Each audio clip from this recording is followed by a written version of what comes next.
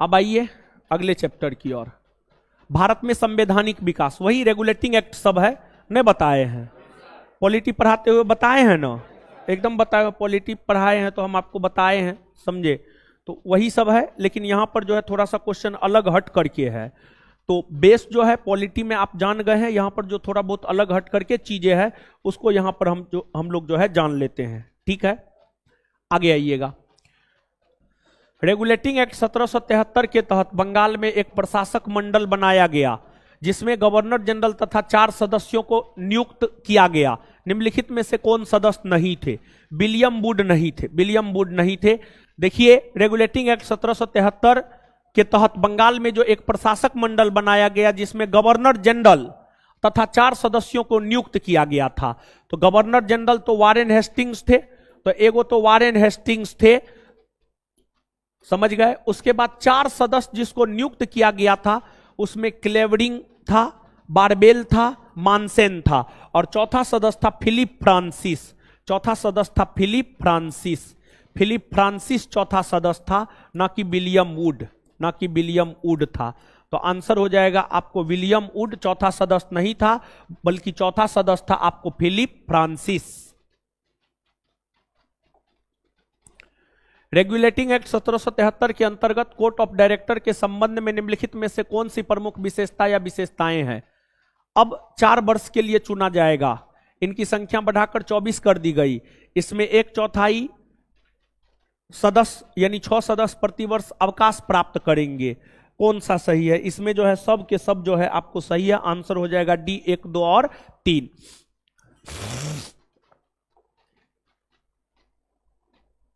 1781 का संशोधनात्मक अधिनियम यानी 1781 में जो ये पारित हुआ था।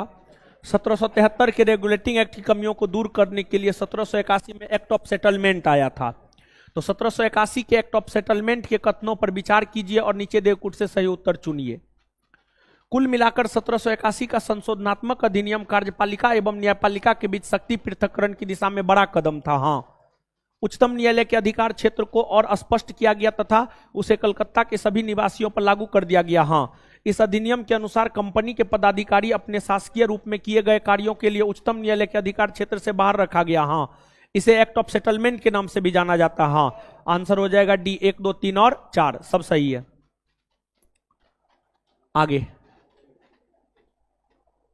आगे है आपको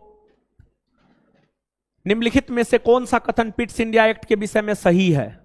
6 सदस्यीय नियंत्रण बोर्ड का गठन किया गया तथा सभी असैनिक, सैनिक तथा राजस्व संबंधी मामलों को एक नियंत्रण बोर्ड के अधीन कर दिया गया। हाँ, भारत में प्रशासन गवर्नर जनरल तथा उसकी 4 के स्थान पर 3 सदस्यों वाली परिषद के हाथ में दे दिया गया। सही है। बंगाल प्रेसिडेंसी की पद्धति के आधार पर मंगलौर तथा मद्रास की परिषद का गठन किया गया तथा और बंगाल को उनके अधीक्षण का भी अधिकार दे दिया गया। नहीं, मंगलौर नहीं बल्कि यहां पर होगा मुंबई। मुंबई बंगाल प्रेसिडेंसी के पद्धति के आधार पर मुंबई तथा मद्रास की परिषद का गठन किया गया और बंगाल को उनके अधीक्षण के अधिकार में दे दिया गया। यह गलत है। बोर्ड ऑफ कंट्रोलर का अध्यक्ष ब्रिटिश मंत्रिमंडल का सदस्य होता था। हाँ, आंसर हो जाएगा सी, 1, 2 और 4। 1, 2 और 4। चार्टर अधिनियम 1793 के प्रावधानों के विषय में निम्नलिखित में कौन सा कथन सही नहीं है? मतलब कौन सा कथन गलत है? नियंत्रण बोर्ड के अधिकारियों का वेतन भारतीय कोष से दिया जाने लगा तथा यह परंपरा 1919 तक लागू रही। हाँ, कंपनी के व्यापारिक अधिकारों को 20 वर्ष के लिए बढ़ा दिया गया। हाँ, मुख्य सेनापति को गवर्नर जनरल की परिषद का स्वतः ही सदस्य होने का अधिकार था। नहीं, ऐसा नहीं था। गलत है, यही गलत है। परिषद के निर्णयों को रद्द करने की शक्ति 1786 के अधिनियम में निहित आने वाले गवर्नर जनरल को भी दे दी गई थी। सही है ये। आंसर हो जाएगा सी। आगे है आपको क्वेश्चन नंबर 6। क्वेश्चन नंबर 6 ना,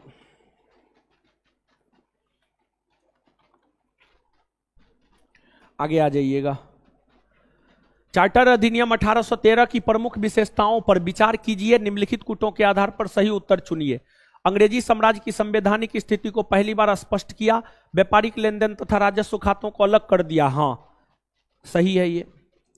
इस एक्ट में 1 लाख प्रतिवर्ष साहित्य के प्रोत्साहन व पुनरुत्थान, विज्ञान की उन्नति तथा शिक्षा पर खर्च हेतु प्रावधान किया गया था। एकदम सही है। भारतीय व्यापार को सभी यूरोपीय व्यापारियों के लिए खोल दिया गया। हाँ, आंसर हो जाएगा 1, 2 और 3 सब सही है। चार्टर अधिनियम 1833 की विशेषताओं पर विचार कीजिए और नीचे दिए कुछ से सही उत्तर का चुनाव कीजिए।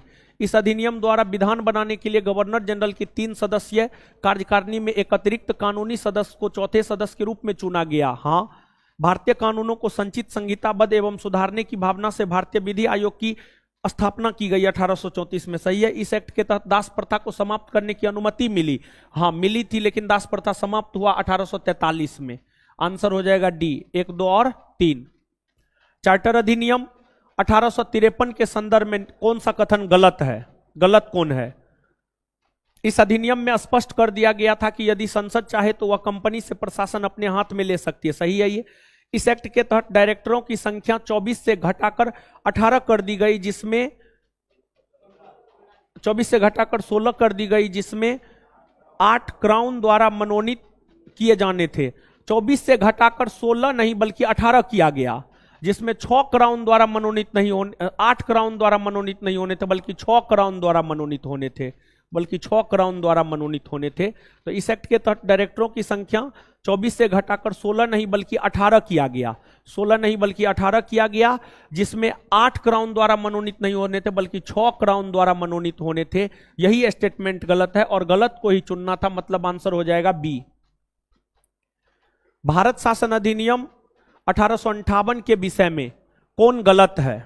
कौन गलत है? इस अधिनियम के तहत ईस्ट इंडिया कंपनी का शासन समाप्त कर दिया गया। हाँ, ईस्ट इंडिया कंपनी का शासन समाप्त कर दिया गया और भारत में प्रत्यक्ष तौर पर ब्रिटिश क्राउन या ब्रिटिश ताज के शासन की स्थापना की गई। कोर्ट ऑफ डायरेक्टर तथा बोर्ड ऑफ कंट्रोलर को समाप्त कर उनके समस्त अधिकार एक 15 सदस्यीय परिषद को सौंप दिया गया था। हाँ, सही बात है। Board of director, board of controller को समाप्त कर सभी शक्ति जो है एक 15 सदस्यीय परिषद को सौंप दिया गया था। अनुबंधित जनपद सेवा में नियुक्तियां खुली प्रतियोगिता द्वारा की जाने लगी। हाँ, सही है। तो कोई भी गलत नहीं है। आंसर हो जाएगा इनमें से कोई नहीं, इनमें से कोई नहीं। भारतीय परिषद अधिनियम 1861 के विषय में निम्नलिखित वाक्यों में कौन गलत है? कानून बनाने के लिए कार्यकारिणी परिषद में न्यूनतम 6 माहब तथा अधिकतम 12 सदस्यों को वायसराय मनोनीत कर सकता था। 6 माहब, न्यूनतम 6 तथा अधिकतम 12। माहब शब्द को हटाइए। न्यूनतम 6 तथा अधिकतम 12 सदस्यों को वायसराय मनोनीत कर सकता था। सही है ये। गवर्नर जनरल को संकटकालीन स्थिति में विधान परिषद की अनुमति के बिना अध्यादेश जारी करने की अनुमति मिली। सही है। वायसराय की कार्यकारिणी परिषद का विस्तार किया गया, इसमें एक 5वां सदस्य शामिल किया गया जो विधिवेता होता था। सही है। कार्यकारिणी परिषद का कार्यकाल 5 वर्ष का होता था। नहीं, 5 वर्ष का नहीं बल्कि 2 वर्ष का होता था। 2 वर्ष का होता था। यही गलत है, गलत को ही चुनना था। आंसर हो जाएगा डी नंबर।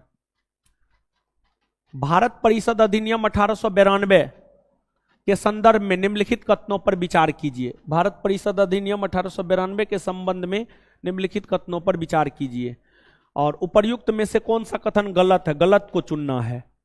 इस एक्ट में केवल भारतीय विधान परिषदों की शक्तियों, कार्य तथा संरचना का उल्लेख किया गया था। सही है। केंद्रीय विधान परिषद के संदर्भ में न्यूनतम 10 तथा अधिकतम 16 सदस्य निर्धारित किए गए। सही है। इस एक्ट के तहत निर्वाचन पद्धति की शुरुआत की गई, हालांकि इसमें निर्वाचन शब्द का प्रयोग नहीं था। सही है। निर्वाचन की पद्धति प्रत्यक्ष थी। नहीं, निर्वाचन की पद्धति प्रत्यक्ष नहीं थी बल्कि अप्रत्यक्ष थी, बल्कि अप्रत्यक्ष थी। यही गलत है। आंसर हो जाएगा केवल 4, केवल 4, केवल 4। भारतीय परिषद अधिनियम 1909 मार्ले मिंटो सुधार के संबंध में कौन सा विकल्प सही है? सर्वोच्च विधान परिषद की सदस्यों की संख्या 69 कर दी गई, जिनमें 37 शासकीय एवं 32 गैर शासकीय सदस्य थे। सही है। बजट पर बहस के साथ पूरक प्रश्न पूछने का अधिकार दिया गया। हाँ, आंसर हो जाएगा ए, 1 और 2 दोनों। भारत परिषद अधिनियम 1909 मार्ले मिंटो सुधार अधिनियम को निम्नलिखित में से किसने कहा है? इस एक्ट ने भारत में उभरते प्रजातंत्र का गला ही घोंट दिया। यह बात कहा है आपको के.एम. मुंशी ने, के.एम. मुंशी ने कहा है।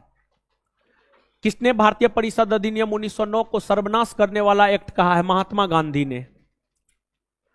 किस अधिनियम को हितैषी निरंकुशवाद की संज्ञा दी जाती है? भारत परिषद अधिनियम 1909 को। 16, निम्नलिखित कथनों पर विचार कीजिए, निम्नलिखित कथनों पर विचार कीजिए। समझ गए? इस अधिनियम अर्थात भारत शासन अधिनियम 1919 में पहली बार उत्तरदायी शासन जैसे शब्दों का प्रयोग किया गया था। हाँ, इसने मॉन्टेग्यू चेम्सफोर्ड सुधार भी कहा जाता है। मॉन्टेग्यू भारत के भारत सचिव थे, जबकि चेम्सफोर्ड भारत के वायसराय। एकदम सही है। इसके तहत लोक सेवा आयोग के गठन का प्रावधान किया गया था और ली कमीशन की सिफारिश के आधार पर 13 अक्टूबर 1926 को लोक सेवा का गठन किया गया। सही है। केंद्रीय विधान परिषद में सदस्यों की संख्या 144 थी। केंद्रीय विधान सभा के सदस्यों का कार्यकाल 5 वर्ष का होता था, नहीं 3 वर्ष का होता था। 5 वर्ष नहीं बल्कि 3 वर्ष। कौन सा सही है? 1, 2 और 3। फेडरल लोक सेवा आयोग कब अस्तित्व में आया? फेडरल लोक सेवा आयोग 1 अप्रैल 1937 को अस्तित्व में आया। 1 अप्रैल 1937।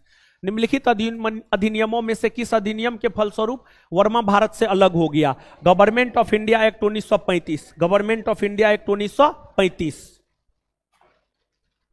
1935 के अधिनियम के संदर्भ में किसने कहा था, मुझे इस आरोप के संबंध में कोई क्षमा नहीं मांगनी है कि संविधान के प्रारूप से गवर्नमेंट ऑफ इंडिया एक्ट 1935 के एक बड़े भाग को पुनः उत्पादित कर दिया गया है? डॉक्टर भीमराव अंबेडकर ने कहा है। भारत के संविधान में केंद्र और राज्यों के बीच किया गया शक्तियों का विभाजन इनमें से किसमें उल्लिखित योजना पर आधारित है? मॉन्टेग्यू चेम्सफोर्ड सुधार अधिनियम 1919। मॉन्टेग्यू चेम्सफोर्ड सुधार अधिनियम 1919 नहीं जी, 1935 होगा। हाँ, 1935 होगा। भारत शासन अधिनियम 1935। 1935 के अधिनियम द्वारा स्थापित संघ में अवशेष शक्तियां किसको दी गई? गवर्नर जनरल को। गवर्नर जनरल को दी गई थी। Governor general. किस एक्ट के द्वारा विधानमंडल में महिलाओं के लिए आरक्षण का प्रावधान किया गया? 1919। 1919। 1919। किस अधिनियम के तहत सिंध बॉम्बे से पृथक कर तथा उड़ीसा बिहार से पृथक कर 2 नए प्रांत का गठन किया गया? भारत शासन अधिनियम 1935। किस अधिनियम के बारे में जवाहरलाल नेहरू ने कहा था कि हमें एक ऐसी कार दी गई है जिसमें ब्रेक तो है पर इंजन नहीं है तथा दास्ता का अधिकार पत्र कहा? 1935। भारत सचिव मार्ले ने मिंटो को लिखा कि पृथक निर्वाचक मंडल स्थापित करके हम नाक के दांत बो रहे हैं, इसका भीषण फल होगा। यह बात कहा गया है भारत शासन अधिनियम 1919 को लेकर के है। 1919 1909 भारत शासन अधिनियम 1909। अरे मारे सही है, बोले गलत है महाराज। भारत शासन अधिनियम 1909। निम्नलिखित में से किस व्यक्ति ने भारत शासन अधिनियम 1935 के संदर्भ में कहा, इस एक्ट को पूर्णतया सड़ा हुआ तथा मूल रूप से बुरा कहकर पूर्णतया अस्वीकृत कर दिया? मोहम्मद अली जिन्ना ने 1935 के भारत शासन अधिनियम को कहा यह पूर्णतः सड़ा हुआ है। 1935 का भारत शासन अधिनियम जुलाई 1936 से लागू हुआ और इसके प्रावधानों के आधार पर 1937 में चुनाव हुए। कांग्रेस कितने प्रांतों में सरकार का गठन किया? 8 प्रांत में। भारत शासन अधिनियम 1935 के मुख्य तत्वों में सम्मिलित थे। एक संघ का प्रावधान, हाँ, अखिल भारतीय स्तर पर एक संघ, प्रांतों को स्वायत्ता देना, हाँ, प्रांतों में द्वैध शासन की प्रस्तावना नहीं, 1919 की विशेषता है। केंद्रीय विधायिका को संप्रभुता प्रदान कराना 1919 की विशेषता है। आंसर हो जाएगा 1 और 2। बजट पर बहस के साथ ही पूरक प्रश्न का अधिकार मिला, यद्यपि मत देने का अधिकार अभी नहीं मिला, लेकिन स्थानीय निकायों के लिए वे धन की मांग रख सकते थे। यह मिला है आपको 1909। 1909 के तहत मिला है। 1909। 1909। 30 चार्टर एक्ट 1833 के संबंध में निम्नलिखित कथनों पर विचार कीजिए। इसने भारत में ईस्ट इंडिया कंपनी के व्यापार एकाधिपत्य को चाय व्यापार चीन के साथ व्यापार को छोड़कर समाप्त कर दिया। सही है। इसने कंपनी द्वारा अधिकार में लिए गए भारतीय राज्य क्षेत्रों पर ब्रिटिश राज की संप्रभुता को सुदृढ़ किया। हाँ, भारत का राजस्व ब्रिटिश संसद के नियंत्रण में आ गया? नहीं, 1858 के बाद आया था। 1 और 2।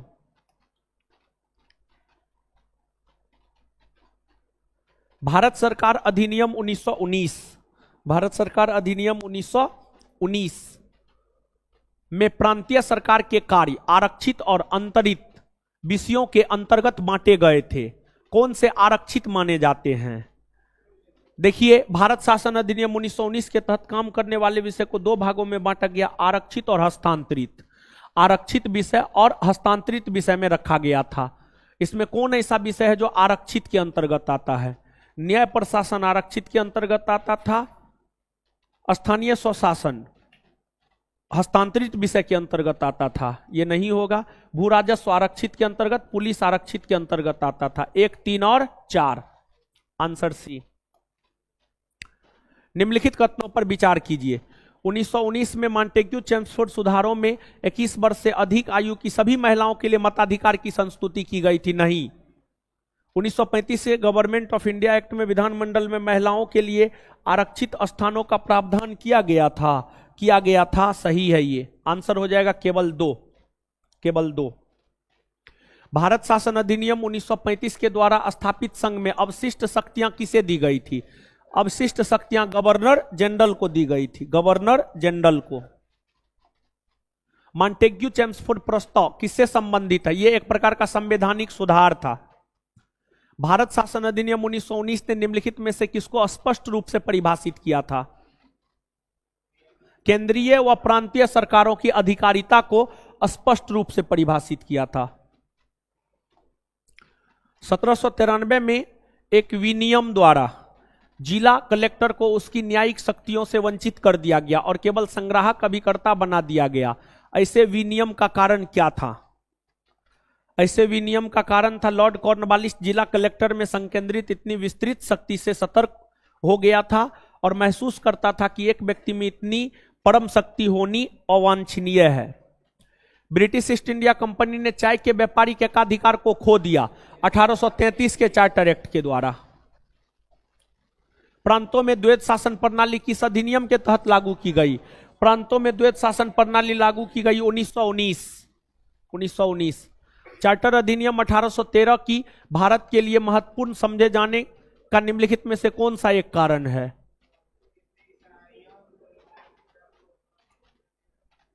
भारत की शिक्षा के लिए वित्तीय प्रावधान किया गया, इसलिए जो है ये भारत के लिए महत्वपूर्ण है। भारतीय व्यापार में ईस्ट इंडिया कंपनी का एकाधिकार समाप्त किया गया 1813 में। 1813 में बोर्ड ऑफ कंट्रोलर की स्थापना किस अधिनियम के अंतर्गत की गई है? बोर्ड ऑफ कंट्रोलर की स्थापना 1784 के पिट्स इंडिया एक्ट के तहत की गई है। भारत का शासन ईस्ट इंडिया कंपनी से क्राउन को हस्तांतरित किया गया 1858 के भारत सरकार अधिनियम के अंतर्गत। निम्न में से किस अधिनियम ने भारत में पृथक निर्वाचक मंडल को आरंभ किया है? भारत में पृथक निर्वाचक मंडल को आरंभ किया है भारत परिषद अधिनियम 1909 ने। ब्रिटिश शासनकाल में संविधान के विकास में कौन सा कानून ऐतिहासिक नहीं था? Protection of civil rights act 1955। Regulating act कब पारित हुआ है? रेगुलेटिंग एक्ट 1773 में पारित हुआ है, 1773। निम्न में से किसके अंतर्गत भारत में सर्वप्रथम सर्वोच्च न्यायालय की स्थापना की गई? कलकत्ता में सर्वोच्च न्यायालय की स्थापना हुई रेगुलेटिंग एक्ट 1773 के तहत। नियंत्रण परिषद की स्थापना, सर्वोच्च न्यायालय की स्थापना, नियंत्रण परिषद की स्थापना यानी बोर्ड ऑफ कंट्रोलर की स्थापना। बोर्ड ऑफ कंट्रोलर की स्थापना हुई है 1784 के पिट्स इंडिया एक्ट। सर्वोच्च न्यायालय की स्थापना नियामक अधिनियम 1773, रेगुलेटिंग एक्ट 1773। ईसाई मिशनरियों को भारत में कार्य करने की अनुमति 1813। गवर्नर जनरल परिषद में कानूनी सदस्य की नियुक्ति चार्टर अधिनियम 1833। 2, 1, 3, 4, आंसर बी। निम्नांकित में से किस एक्ट द्वारा भारत के गवर्नर जनरल को अध्यादेश जारी करने की शक्ति दी गई? 1861 का Indian council act. Montagu Chelmsford की रिपोर्ट भारत शासन अधिनियम 1919 का आधार बनी है। बंबई, मद्रास और कलकत्ता में उच्च न्यायालय का गठन कब हुआ? 1862। निम्न में से भारत शासन अधिनियम 1919 के बारे में असत्य कथन को चुनिए। यह अधिनियम मार्ले मिंटो सुधार अधिनियम के नाम से जाना जाता है, यही गलत है, यही उत्तर हो जाएगा। इसे मॉन्टेग्यू चेम्सफोर्ड सुधार अधिनियम के नाम से जाना जाता है, ना कि मार्ले मिंटो सुधार अधिनियम। 1909 को मार्ले मिंटो सुधार अधिनियम के नाम से जाना जाता है। किसने भारत शासन अधिनियम 1935 को गुलामी का अधिकार पत्र कहा? जवाहरलाल नेहरू ने। ईस्ट इंडिया कंपनी द्वारा स्थापित उच्चतम न्यायालय के प्रथम मुख्य न्यायाधीश एलिजाह इम्पे, यानी कलकत्ता उच्च न्यायालय के प्रथम मुख्य न्यायाधीश को नहीं, ये बात आपसे पूछा जा रहा है, एलिजाह इम्पे। निम्नलिखित में से किस अधिनियम के तहत लॉर्ड कॉर्नवालिस को अपनी काउंसिल के फैसले को रद्द करने का अधिकार दिया गया? 1786 का अमेंडमेंट एक्ट, 1786 का अमेंडमेंट एक्ट के तहत, 1786 के अमेंडमेंट एक्ट के तहत। हाँ, नेक्स्ट, लोक सेवाओं की परीक्षा इंग्लैंड तथा भारत में एक साथ करने की संस्तुति किसके द्वारा की गई थी? मॉन्टेग्यू चेम्सफोर्ड रिपोर्ट द्वारा। नागरिक सेवाओं के लिए प्रतियोगिता परीक्षा प्रणाली सिद्धांत को कब स्वीकार किया गया? 1853 में, 1853 में। जो मारना है मारिए। निम्नलिखित में से किस कानून ने पहली बार भारत में एक क्रियाशील विधान परिषद का सृजन किया? 1853 का चार्टर एक्ट। किस वर्ष से ब्रिटिश सरकार अंतिम रूप से भारत एवं इंग्लैंड में एक ही समय साथ साथ इंडियन सिविल सर्विसेज की परीक्षा आयोजित करने हेतु सहमत हुई? 1922। भारतीय सिविल सेवा के संदर्भ में निम्नलिखित कथनों में कौन से कथन सत्य हैं?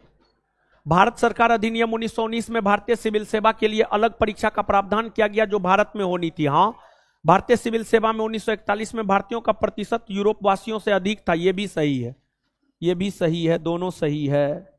आंसर हो जाएगा 1 और 2 दोनों। किस वर्ष वर्तमान उत्तर प्रदेश का प्राय संपूर्ण क्षेत्र बंगाल प्रेसिडेंसी से अलग करके आगरा प्रेसिडेंसी के अधीन कर दिया गया? 1834, 1834, 1834। निम्नलिखित कथनों पर विचार कीजिए। चार्टर एक्ट 1853 के द्वारा ईस्ट इंडिया कंपनी के भारतीय व्यापार के एकाधिकार को उत्साहित कर दिया गया? नहीं। भारतीय ईस्ट इंडिया कंपनी के भारतीय व्यापार के एकाधिकार को उत्साहित मतलब खत्म किया गया 1853 नहीं बल्कि 1833। गवर्नमेंट ऑफ इंडिया एक्ट 1858 के अंतर्गत ब्रिटिश संसद ने ईस्ट इंडिया कंपनी को पूर्णतः समाप्त कर भारत में सीधी शासन करने का उत्तरदायित्व ग्रहण किया। हां, सही है, ये आंसर हो जाएगा बी। ब्रिटिश इंडिया के निम्नलिखित में से किस एक अधिनियम ने सामूहिक कार्य चालन के स्थान पर विभाग या विभागीय पद्धति द्वारा वायसराय की कार्यकारी परिषद पर उनके प्राधिकार को और बल प्रदान किया? 1861, 1861, 1861। निम्नलिखित में से किस अधिनियम के अंतर्गत भारतीय विधान परिषद को बजट पर बहस करने की शक्ति मिली? भारत परिषद अधिनियम 1892। किस अधिनियम के द्वारा अंग्रेजों ने भारत में सर्वप्रथम परोक्ष निर्वाचन प्रणाली की शुरुआत की, यानी अप्रत्यक्ष निर्वाचन प्रणाली की शुरुआत की? 1892, और प्रत्यक्ष की शुरुआत हुई है 1919। भारत में मीडिया को नियंत्रित करने के लिए एक्ट कब कब पारित हुए? 1835, 1867, 1878 और 1908। बॉम्बे, मद्रास, कलकत्ता में उच्च न्यायालय की स्थापना कब हुई? 1862 होगा, ऑप्शन के अकॉर्डिंग जाइए 1861, ऐसे होगा 1862। भारत में ब्रिटेन के सभी संवैधानिक प्रयोगों में सबसे कम समय तक चला? 1909 का इंडियन काउंसिल एक्ट। 20 अगस्त 1917 के सुधारों की घोषणा को जाना जाता है? मॉन्टेग्यू घोषणा के नाम से जाना जाता है। मॉन्टेग्यू घोषणा, मॉन्टेग्यू घोषणा के नाम से जाना जाता है, मॉन्टेग्यू घोषणा। द्वैत शासन का जनक सर लियोनस कर्टियस। 1919 में जब मॉन्टेग्यू चेम्सफोर्ड अधिनियम पास हुआ था तब इंग्लैंड के प्रधानमंत्री कौन थे? Lloyd George, Lloyd George. भारतीय इतिहास के संदर्भ में द्वैत शासन सिद्धांत किसे निर्दिष्ट करता है? प्रांतों में प्रत्यायोजित विषयों का 2 वर्गों में विभाजन। भारत सरकार अधिनियम 1919 ने निम्नलिखित में से किसको स्पष्ट रूप से परिभाषित किया? 1919 ने केंद्रीय एवं प्रांतीय सरकारों की अधिकारिता, केंद्रीय एवं प्रांतीय सरकारों की अधिकारिता को स्पष्ट रूप से जो है आपको परिभाषित किया। नेक्स्ट, भारतीय उच्चायुक्त के पद का सृजन किस अधिनियम के द्वारा किया गया है? भारत सरकार अधिनियम 1919, भारत सरकार अधिनियम 1919। 1935 के भारत सरकार अधिनियम की कुछ विशेषताएं थी। गवर्नरी प्रांतों में द्वैत शासन की समाप्ति। हां, गवर्नरों को विधायी क्रियाओं में निषेध, वीटो की शक्ति तथा स्वयं द्वारा विधि बनाना। हां, सांप्रदायिक प्रतिनिधित्व के नियम की समाप्ति नहीं। बी, 1 और 2। 1935 के भारत सरकार अधिनियम की निम्नलिखित में से कौन सा एक विशिष्ट युक्त नहीं है? केंद्र में साथ ही राज्यों में द्वैत शासन नहीं, केंद्र में द्वैत शासन, राज्य में द्वैत शासन को समाप्त कर दिया गया था, दोनों जगह द्वैत शासन नहीं, यही नहीं है। 1935 के भारत अधिनियम द्वारा प्रस्तावित फेडरल यूनियन में राजसी को शामिल करने के पीछे अंग्रेजों की असली मंशा क्या थी? अंग्रेजों की असली मंशा क्या थी? अंग्रेजों की असली मंशा थी राष्ट्रवादी नेताओं के साम्राज्यवाद विरोधी सिद्धांतों को व्यर्थ करने के लिए राजाओं का इस्तेमाल करना। भारतीय राष्ट्रीय कांग्रेस ने अपने किस अधिवेशन में भारत सरकार अधिनियम 1935 को अस्वीकार दिया था? लखनऊ अधिवेशन 1936 में। केंद्रीय विधानसभा काया के निम्नांकित में से कौन सा से निर्वाचन भारत शासन अधिनियम 1919 के तहत हुआ? 1926 में और 1945 में। 1937 में जो चुनाव हुए थे वे 1935 के भारत शासन अधिनियम के प्रावधान के तहत हुए थे। 1919 के अधिनियम के तहत चुनाव 1926 और 1945 में हुए थे। ए और सी। भारत शासन अधिनियम 1919 के अंतर्गत भारतीय विधायिका का अंतिम निर्वाचन किस वर्ष आयोजित किया गया? 1945 में। 1945 में। 1945 में। भारत सरकार अधिनियम 1935 में अंतर्विष्ट अनुदेश प्रपत्र को वर्ष 1950 में भारत के संविधान में किस रूप में समाविष्ट किया गया? राज्य के नीति निर्देशक तत्व के रूप में। किसके द्वारा भारत परिषद को समाप्त कर दिया गया? 1935 के द्वारा भारत परिषद को समाप्त कर दिया गया। क्या आप मुझे एक भी स्वतंत्र देश दिखा सकते हैं जहां पृथक मताधिकार हो?